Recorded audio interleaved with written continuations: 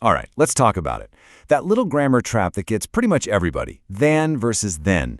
We've all been there, right? You're writing something, you pause, and you're just not 100% sure which one is right. Well, you're in exactly the right place. We're going to solve this one for good. Okay, so let's just dive right in with a quick gut check.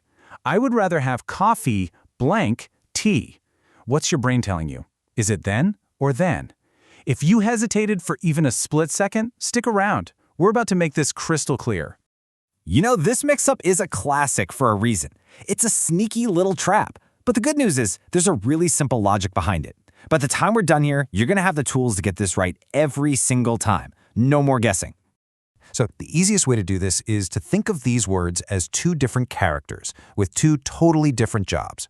First up, let's meet then. I want you to think of then as the timekeeper. Its entire purpose is about time, about sequence, about what happens next. So if we look at its official job description, then is an adverb. Its role is to point to a specific moment in time, show the next step in a process, or introduce a consequence. Basically, it's all about the flow of events. Let's see this guy in action. For sequence, you've got, first, I'll finish my work, then I'll go out. Simple. For time, back then, things were different. And for a consequence, if you're hungry, then you should eat. See the pattern? It always answers the question, when or what's next. All right, let's bring in our second character. Meet than. Now this one has a way simpler job. While than is busy hopping around the timeline, than literally only does one thing. It compares. That's it. So here's the key. Than is a conjunction. Its only purpose is to build a little bridge between two things that are being measured against each other. So from now on, whenever you see the word than, your brain should immediately start looking for the two things being compared.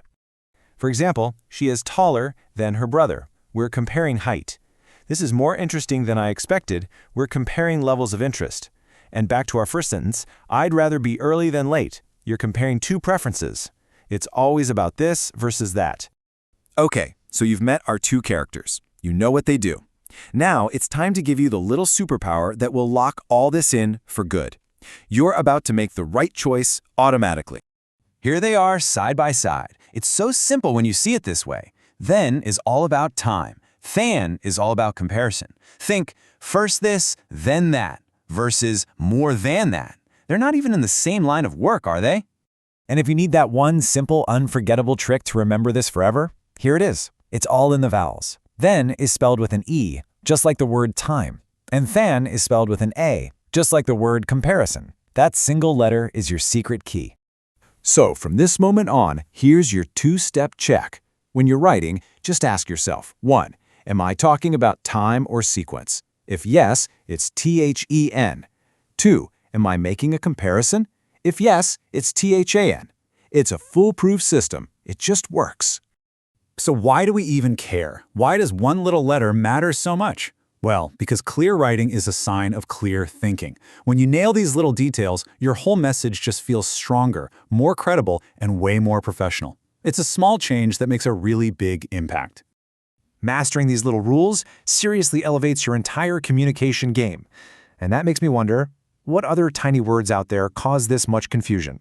It's a great question to think about because becoming a better communicator really happens one word at a time. Thanks for joining me.